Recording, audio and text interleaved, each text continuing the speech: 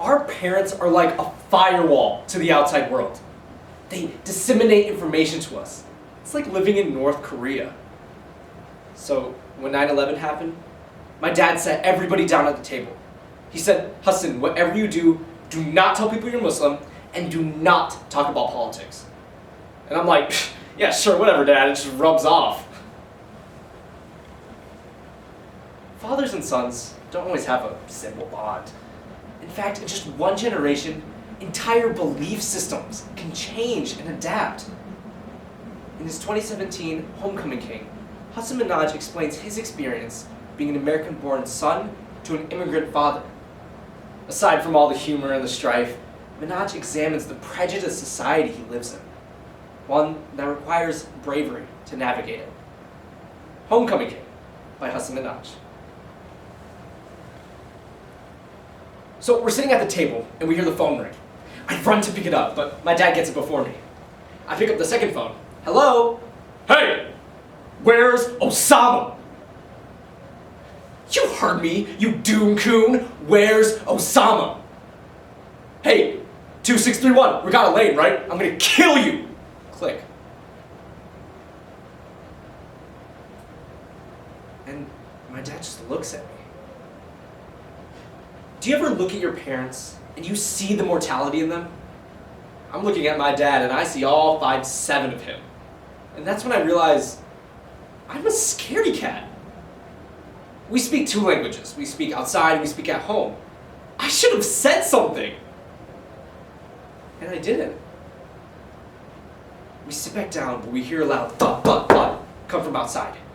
We run out and we see all the windows of the Camry smashed in. My backpack's open. They stole my stuff.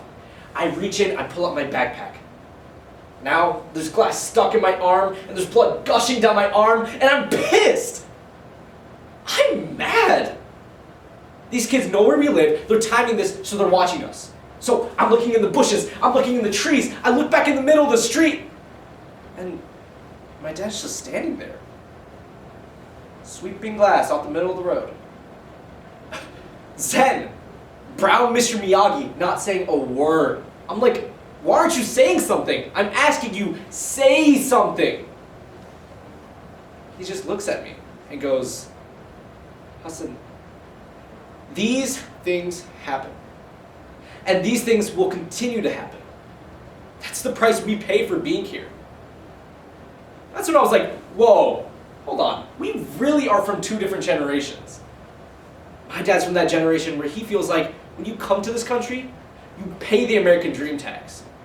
You endure racism, and hey, if it doesn't cost you your life, congrats, you pay it. There you go, Uncle Sam. But me? I was born here. I actually have the audacity of equality. I'm an honors gov, I have it right here. Life, liberty, pursuit of happiness, all men created equal. It says right here, I'm equal. I'm equal. I don't deserve this. He just looks at me and goes, Hasan, you'll never understand. I'll never understand? Dad, you're the guy who will argue with the Costco cashier when he doesn't let you return used underwear. And now you want to be reasonable with the bigots? What? He's just silent. He walks back in the house with glass still in his feet. On that night, September 12th, it was the first of so many nights where my family's loyalty to this country was under attack. As immigrants, we always have to put on these press releases to prove our patriotism. We love this country, please believe us. Nobody loves this country more than us. But my dad, he didn't care about any of this identity stuff. His rules with me were very simple. No fun, no girlfriends. Have fun in med school. So by my senior year, I had yet to go to a school dance.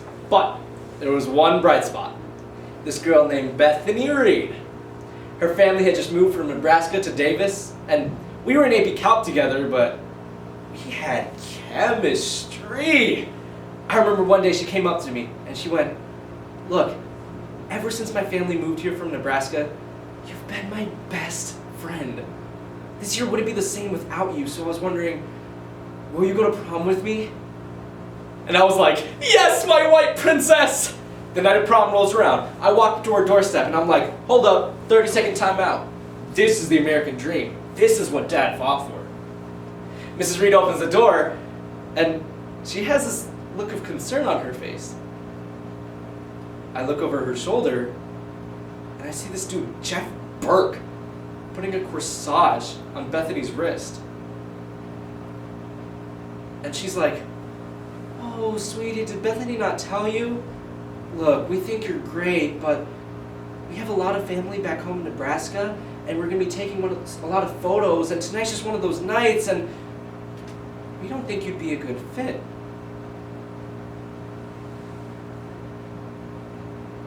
And so I just went home and played Mario Kart. The sad part is, I felt bad for being there. Who was I to ruin their picture-perfect celebration? I didn't know that people could be bigoted to you with a smile on their face. It's so hard when somebody says that they love you, but they're afraid of you at the same time. And I didn't know what that meant. And, you know, time passed. I barely think about that day. I mean, I did write a show about it, but we move on to different chapters of our lives. For the most part, I think about it the way that my dad does. Oh, you couldn't date a white girl. At least your spine isn't getting crushed in the back of a police wagon, which is happening to African Americans to this day. Oh, I can't date your daughter. I don't care. If this is the price I have to pay for being here, then take it, Uncle Sam. But then I realized, hold on. Why does the collateral damage every single time have to be death for us to have this conversation? For us to be like, ooh, maybe we have a race problem.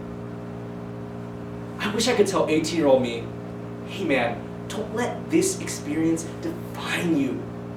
So, I started doing comedy. I wasn't very good.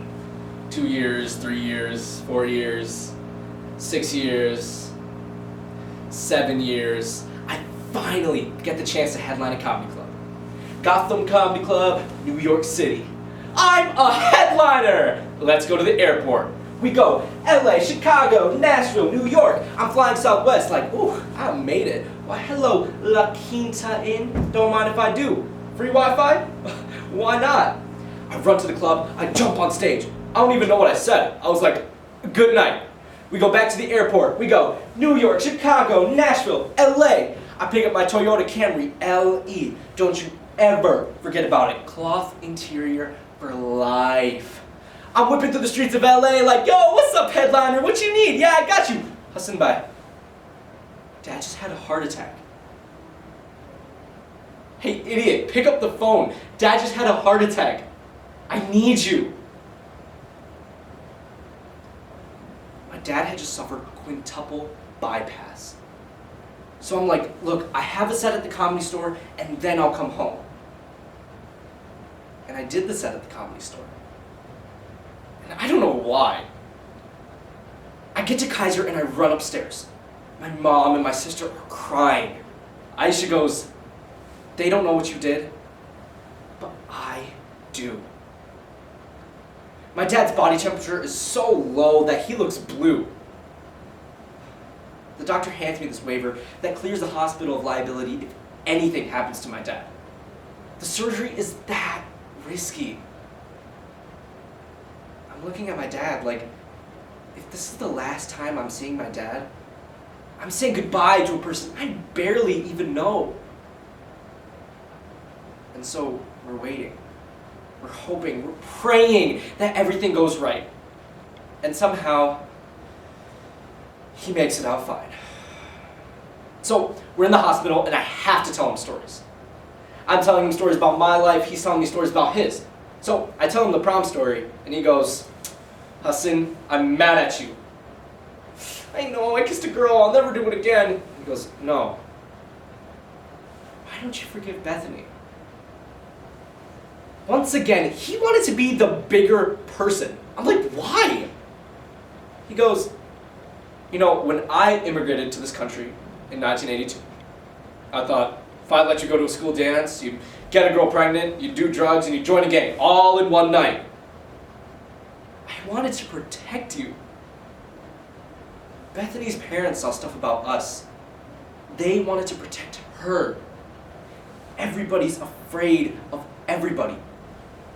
But Hasan, your courage to do what's right has to be greater than your fear of getting hurt. So Hasan, be brave.